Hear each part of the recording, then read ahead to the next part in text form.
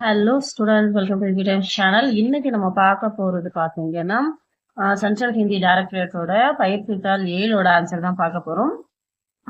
இதுல பயிற்சி 1 மே பர். இது மே அப்படின்னா மேலே, அதாவது இல் அப்படின்னு அர்த்தம். மே அப்படின்னா இல் மற்றும் உள்ளே அப்படின்ற அர்த்தத்தை குறிக்கக்கூடியது. பர் அப்படின்னா மேலே, மீது அப்படிங்கிற அர்த்தத்தை குறிக்கக்கூடிய சொற்கள்.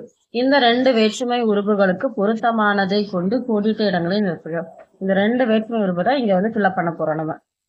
கிதாப் மேஜ் டேஷ்.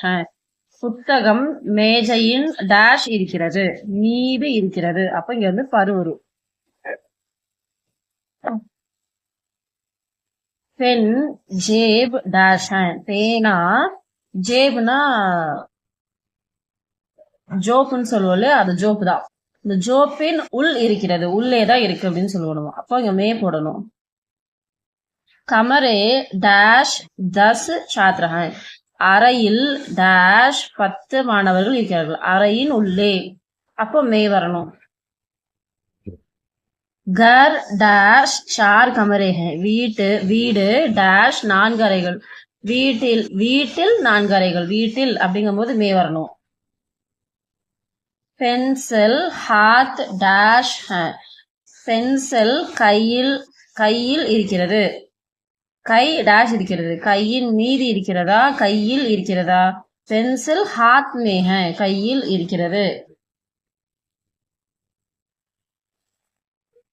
மாதாஜி ஸ்கூல் டேஷ் படுத்தி ஹை.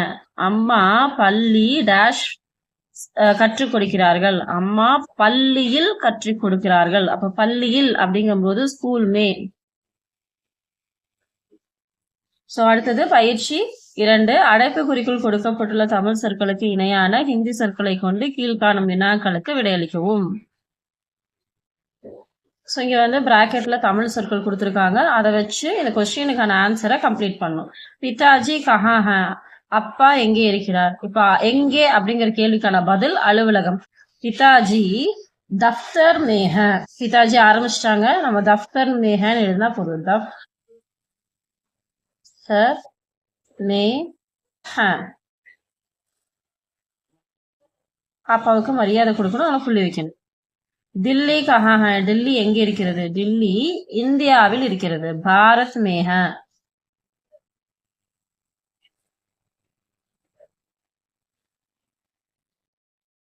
ஃபல் கஹா ஹை. பழம் எங்கே இருக்கிறது. பழம் கூடையில் இருக்கிறது.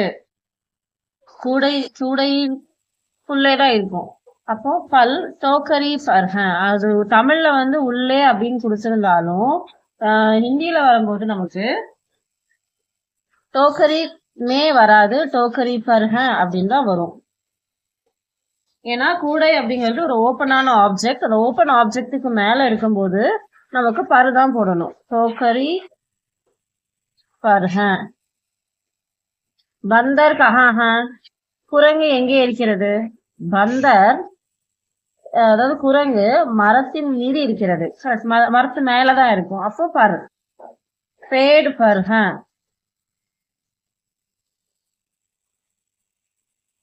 மோகன் கஹா ஹை.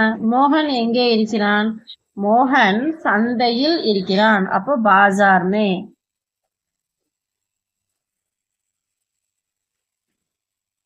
கப்படா கஹே. கப்படே சூழல கொடுத்துருக்காங்க. துணிகள் எங்கே இருக்கின்றன. துணிகள் அலமாரியில் இருக்கின்றன. அலமாரியுமே உள்ளதான் இருக்கு, அலமாரிக்குள்ள, அதனால அலமாரியுமே. அலமாரி மேஹ ப்ளூரல்லால டாட் வைக்கணும். பாரத் கஹா ஹை. சாரி, மம்தா கஹா ஹை. மம்தா எங்கே இருக்கிறாள். மம்தா மாடியில் இருக்கிறாள். மாடினா சத்து. மாடியில் இல்லுன்னு கூட இந்த தமிழ்ல இல்லுன்னு தான் சொல்லுவோம். இங்க வந்து மாடி, மொட்டை மாடிக்கு மேல எந்த ஒரு விஷயமும் கிடையாது, அதனால சத்து பர் ஹைன்னு வரணும். தமிழ்ல வந்து இல்லுன்ற ஒரு சவுண்டை கொடுக்கலாம், ஆனா அங்க வந்து ஓப்பனா இருக்கு, அது மேல எதையுமே வைக்க முடியாது. அப்படிங்கும் போது அந்த இடத்துல எல்லாம் பரு வரணும். ஏதோ ஒரு இப்ப வந்து கைக்குள்ள, இப்ப நம்ம கைக்குள்ள வச்சிருக்கோம் அப்படின்னா மேனு வரணும். இப்ப இங்க கையை விரிச்சு வச்சு மேல வச்சோம்னா இது பருன்னு வரணும். அந்த கான்செப்ட் படிதான் இங்க வந்து சத்து பருக அப்படின்னு கொடுத்துருக்காங்க. அடுத்தது பயிற்சி எண் 3. பயிற்சி எண் 3ல அடைப்புக்குறியில் தரப்பட்டுள்ள குறிப்புகளின் உதவியுடன் உருபுகளை சேர்த்து பெயர் சொற்களின் பொருத்தமான வடிவங்களை கொண்டு கோடிட்ட இடங்களை நிரப்புக. இறுதி கொண்ட ஆண்பால் பெயர் சொற்களை அடுத்து உறுப்புகள் சேரும் பொழுது அவை இறுதி கொள்ளும். ஏன பெயர் சொற்கள் இவ்வாறு மாற்றமடைவது இல்லை. இப்போ உருபு சொற்கள் அப்படின்னு சொல்றாங்களே, அந்த மேப்பர் அப்படிங்கறதே வேற்றுமை உருபு தான். அந்த உருபு சேரும் போது ஆள முடியக்கூடிய ஆண்பால் வார்த்தையா இருந்தா ஏன்னு முடியும். மற்ற எந்த ஒரு வார்த்தைகளும் ஏல முடியாது அப்படின்னு சொல்றாங்க. இப்போ டேஷ் கூபு ரோஷினி ஆத்தாக, பெரிய அறையில் நன்றாக வெளிச்சம் தருகிறது. இந்த பெரிய அறை அப்படின்னு இருக்கு இல்லையா, அந்த பெரிய அறை படா அப்படின்னு அர்த்தம். படானா பெருசு, அறைனா கமரா. அப்போ அறையில் இல் வரும்போது மே வரணும். இப்ப இங்க என்ன பண்ண சொல்லியிருக்காங்கன்னா கமரா அப்படிங்கிறது, இந்த கமரா அப்படிங்கிறத ரே அப்படின்னு மாத்தணும், கமரே. அப்ப இதை மாத்தும் போது இதுக்கு முன்னாடி இருக்கக்கூடிய அட்ஜெக்டிவும் மாறும். படே கமரே மே. இது ஆன்சர் கிடையாது, இது உங்களுக்கு எக்ஸ்பிளனேஷனுக்காக சொல்றேன். ஸோ ஆன்சர் எது அப்படின்னு பாத்தீங்கன்னா இதுதான், படே கமரே மே அப்படின்றது மாறிடும். ஆள முடியக்கூடிய சொற்கள் ஏல மாத்தி அது வந்து இந்த வேற்றுமை உறுப்புகள் வரும்போது ஆள முடியும் போது ஏல மாறிடும். மிச்ச சொற்கள்ல ஆவை தவிர வேற எதுலையாவது முடிஞ்சதுன்னா அதுல மாறாதுன்னு சொல்லியிருக்காங்க. இப்ப பாத்தீங்கன்னா கமரா ஆள முடிஞ்சிருக்கு, பக்கத்துல உறுப்புகள் வருது, மே வருது, அதனால இது என்ன ஆயிடும், ஆங்கிறது ஏவா மாறிடும். இது மாறும்போது முன்னாடி இருக்கக்கூடிய இந்த அப்ஜெக்டிவும் மாறும். அப்ப படே கமரேமே கூபு ரோஷினி ஆத்திகைன்னு வரணும். ஓகேங்களா, புரிஞ்சுதுங்களா? சிறிய அறையில், இப்ப சிறிய அறையில் அப்படிங்கும் போது இதுவும் சேம் ஃபார்மேட் தான். சோட்டா கமரான்னு முடியும், அறையில் வருது கமரே மேன்னு வரணும். அப்போ சோட்டே கமரே மே அப்படின்னு வரணும். டேஷ் கா தாம் கியா ஹை, சிறிய பெட்டியினுடைய விலை என்ன? அப்போ சோட்டா பேட்டி,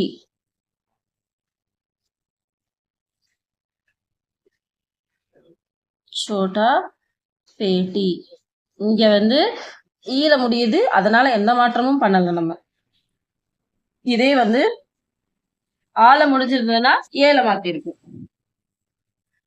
உன்னுடைய தம்பியின் யஹ் தைலி டேஷ் ஹை, இந்த பை உன்னுடைய தம்பியினுடையது அப்படிங்கிறது வரும். யஹ் தைலி தும்ஹாரா பாயி காஹ. இங்க வந்து ஈல முடியுது, எந்த ஒரு மாற்றமும் பண்ண முடியாது. ஆள முடிஞ்சா மட்டும்தான் மாத்த சொல்லியிருக்காங்க, ஈல முடியனால மாற்றம் பண்ணல. டேஷ் 200 ரூபாயே நகிஹ, என்னுடைய கடித உரையில் 200 ரூபாய் இல்லை. ஓகேங்களா, என்னுடைய கடித உரையில். இங்க கடித உரை அப்படின்னு வரும்போது லிஃபாஃபே அப்படின்னு சொல்லுவோம், லிஃபாஃபா அப்படிங்கிறது. இங்க ஆள முடியுது, ஸோ உரையில் சொல்லும் போது மே நான் அடுத்த லெட்டரை சேர்ப்போம். அப்ப என்ன ஆயிடும், இந்த லிஃபாஃபா லிஃபாஃபேன்னு மாறிடும். மேரா லிஃபாஃபே மே, லிஃபாஃபே மே 200 ரூபாயா நகி ஹை. புரியுதுங்களா? ஏன்னா இங்க ஆள முடிஞ்சதுனால ஏன்னு மாத்திரம். டேஷ் கியா நாம் கியா ஹை, உன்னுடைய மூத்த மகனின் பெயர் என்ன? உங்களுடைய, ஆப்கே படா படே படா புத்திர கா கியா நாம் ஹை, உங்களுடைய பெரிய மூத்த மகனின் பெயர் என்ன? ஓகேங்களா, ஆப்கே படா புத்திர கா கியா நாம் ஹை. ஸோ இங்க புத்திரங்கிறது ஆள தான் முடியுது, அதனாலதான் எந்த ஒரு மாற்றமும் இல்லாம அப்படி எழுதியிருக்கும். அடுத்தது பயிற்சி 4. உங்கள் வீட்டை பற்றி ஹிந்தியில் 10 வாக்கியம் எழுதுக. ஸோ நான் ஒரு கெஸ்ட்ல என்னோட வீட்டை பற்றி எழுதுறேன். இதுக்கான லெசனும் உங்க புக்ல கொடுத்துருக்காங்க. 7th லெசன்ல இந்த மாதிரி ஒரு ரூமை பத்தி, தன்னோட வீட்டை பத்தி எப்படி டிஸ்கிரைப் பண்றதுங்கிற ஒரு லெசனும் இருக்கு. அதையும் படிச்சு பாருங்க. அதையும் படிச்சு பார்த்து நீங்க வந்து இங்க ஆன்சர் எழுதுங்க. இங்க நான் வந்து என்னோட வீட்டை பத்தி ஒரு இமேஜினேஷன்ல நான் எழுதுறேன். मेरा घर चेन्नई में है. मेरा घर சென்னை மே என்னுடைய வீடு சென்னையில் இருக்கிறது. मेरा घर शहर के बीच है. என்னுடைய வீடு நகரத்திற்கு நடுவில் இருக்கிறது.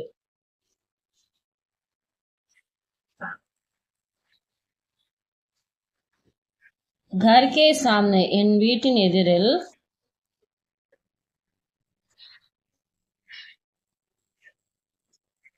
मंदिर है கோவில் இருக்கிறது.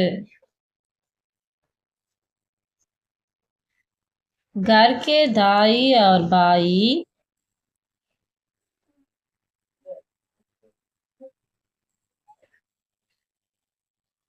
தாயி ஓர் என் வீட்டின் இரண்டு பக்கங்களும், அதாவது லெஃப்ட் அண்ட் ரைட், இடது பக்கமும் வலது பக்கமும். தோஸ்தோங்கா கர் என்னுடைய நண்பர்களுடைய வீடு.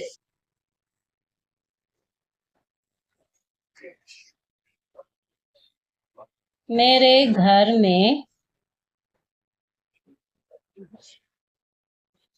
2 मंजिल है. என்னுடைய வீடு 2 மாடி கட்டிடம். इसमें 4 कमरे हैं. இதில் 4 அறைகள் உள்ளன.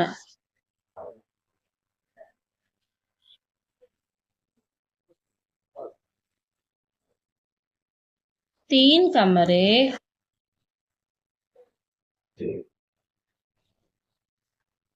नीचे हैं और एक ऊपर है.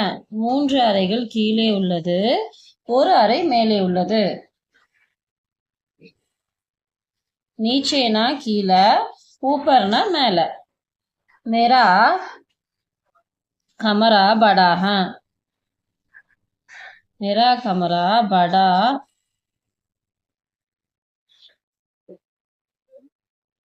और सुंदर है. என்னுடைய அறை மிகவும் பெரியது மற்றும் அழகானது. वह दूसरा मंजिल में है. அது 2வது மாடியில் இருக்கிறது.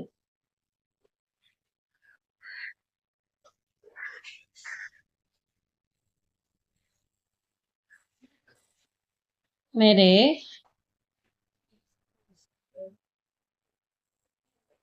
माँ बाप का कमरा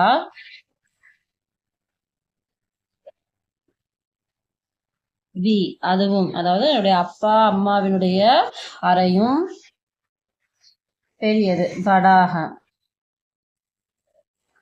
வகு நீச்சேக அது கீழே இருக்கிறது.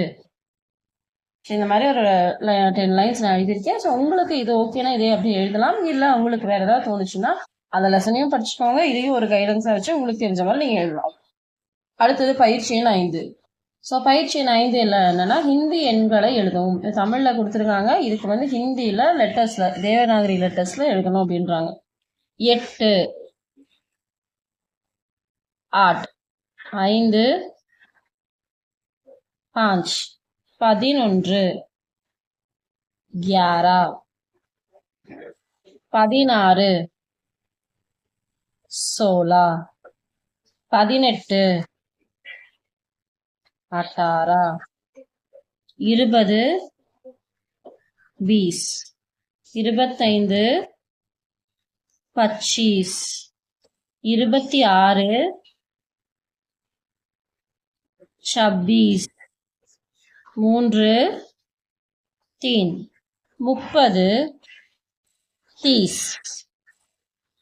அடுத்தது பயிற்சி எண் 6. பின்வரும் அட்டவணைகளில் தரப்பட்டுள்ள சொற்களை கொண்டு 10 வாக்கியங்களை அமைக்கவும் அப்படின்னு சொல்லியிருக்காங்க.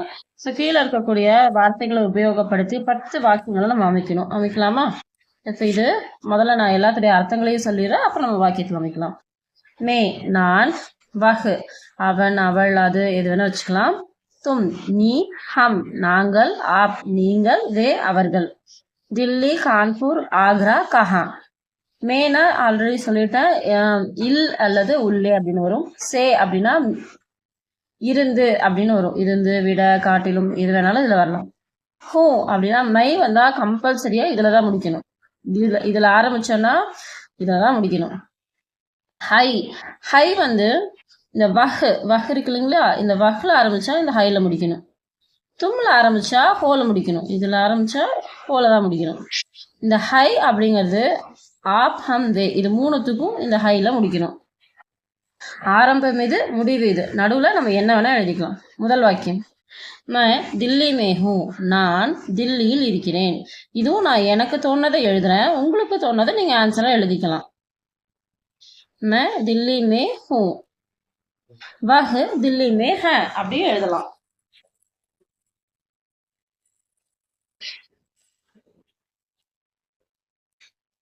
இரண்டாவது, वह कानपुर से है, அவன் கான்பூர்ல இருந்தவன். तुम कहाँ हो, கஹா சே ஹோ, நீ எங்கிருந்து வருகிறாய், அப்படியே எங்கிருக்கிறாய் அப்படிங்கிற மாதிரி. நாலாவது, ஹம் ஆக்ரா சே ஹே, நாங்கள் ஆக்ராவில் இருக்கிறோம்.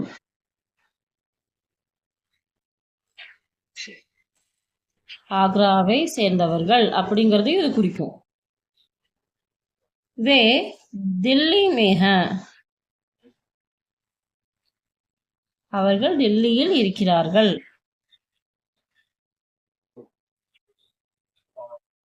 ஆப் கஹா சே ஹே, நீங்கள் எங்கிருந்து எங்கே இருப்பவர்கள்,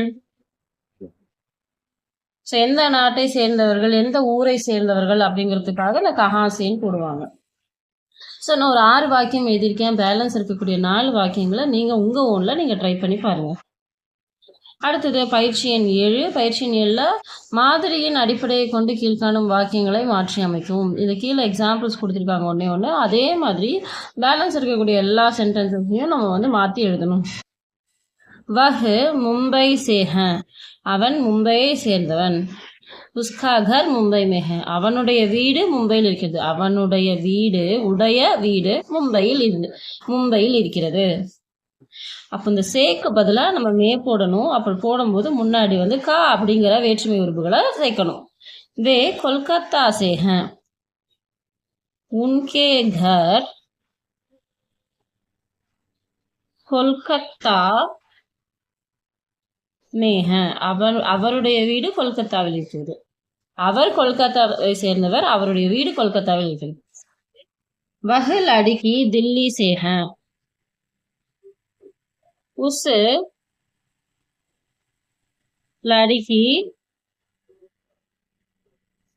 लड़की का घर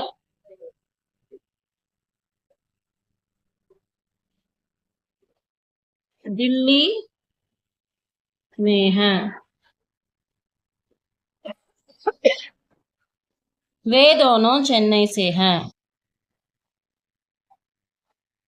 उन दोनों के घर चेन्नई में है.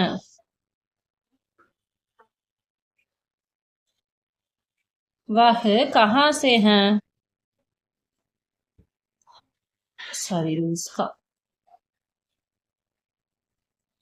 उसका घर कहाँ है, उसका घर कहाँ है. वे जयपुर से हैं, उनके घर ஜெய்ப்பூர் மே ஹை, அவருடைய வீடு ஜெய்ப்பூரில் இருக்கிறது. ஹம் யஹா சே ஹை, நாங்கள் இங்கிருந்து வருகிறோம், எங்களோட வீடு இதுதான் அப்படிங்கிறது. ஹமாரே கர், ஹம் பிளஸ் கே ஹமாரே வந்துடும். ஹமாரே கர் யஹா மே ஹை. இதுதான் பயிற்சி 7க்கான விடைகள். உங்களுக்கு ஏதாவது சந்தேகங்கள் இதில் இருந்தது அப்படின்னு சொன்னா கமெண்ட் பாக்ஸ்ல தெரிவிங்க. அடுத்தது பயிற்சி எண் 8 பொருத்தமான சொற்களை கொண்டு கோடிட்ட இடங்களை நிரப்புக அப்படின்னு சொல்லியிருக்காங்க. ஸோ எந்த வார்த்தைகளை வேணாலும் நம்ம இது வரைக்கும் படிச்ச வார்த்தைகளை உபயோகப்படுத்தி இந்த கோடிட்ட இடத்தை நம்ம நிரப்பணும். யஹ் டேஷ் பரிவார்கள், இது டேஷ் குடும்பம், இது என்னுடைய குடும்பம். மேரா பரிவார்கள், பரிவாரமே டேஷ் லோகை, குடும்பத்தில் டேஷ் மக்கள் இருக்கிறார்கள். நான் சஹ அப்படின்னு போடுறேன், 6 பேர் இருக்காங்கன்னு நான் போடுறேன். மேரி நான், மேரி பத்னி என்னுடைய மனைவி, மேரா பேட்டா என்னுடைய மகன், மேரி பேட்டி என்னுடைய மகள். இத்தனை பேர் இருக்காங்க. அப்ப இதுலயே 4 பேர் வந்துடும். பேட்டா 5वीं कक्षा में, கக்ஷானா வகுப்பு, कक्षा में है, बेटी दूसरी कक्षा है, பொண்ணு 2வது படிக்கிறா, பையன் 5வது படிக்கிறா. मेरी पत्नी स्कूल में काम करती है, வேலை செய்யறா, பள்ளியில் வேலை செய்யறா. मैं बैंक में मैनेजर हूँ, मैं ஆரம்பிச்சா ஹூல முடியும், நான் பேங்க் மேனேஜரா இருக்கேன். मेरे पिताजी और माताजी என்னுடைய அம்மாவும் அப்பாவும் கிராமத்தில் இருக்கிறார்கள், गाँव में है. அதனாலதான் என் ஃபேமிலியில நான் 6ன்னு போட்டா நீங்க 4ன்னு கூட போட்டுக்கலாம்.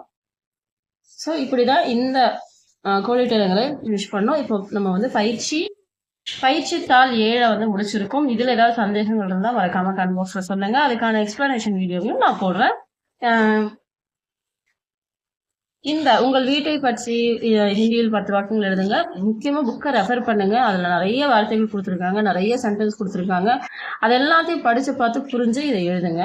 அதே மாதிரிதான் இந்த 6வது பயிற்சியும் பின்வரும் அட்டவணையில் கொடுக்கப்பட்ட வாக்கியங்களும் கொஞ்சம் யோசிச்சு இன்னும் 4 வாக்கியங்களை முடிச்சு வைங்க. ஸோ தேங்க்ஸ் ஃபார் வாட்சிங் யூ டைம்ஸ் சேனல். இதே மாதிரி நிறைய வீடியோஸ் நம்ம சேனலை மறக்காம சப்ஸ்கிரைப் பண்ணி வச்சுக்கோங்க.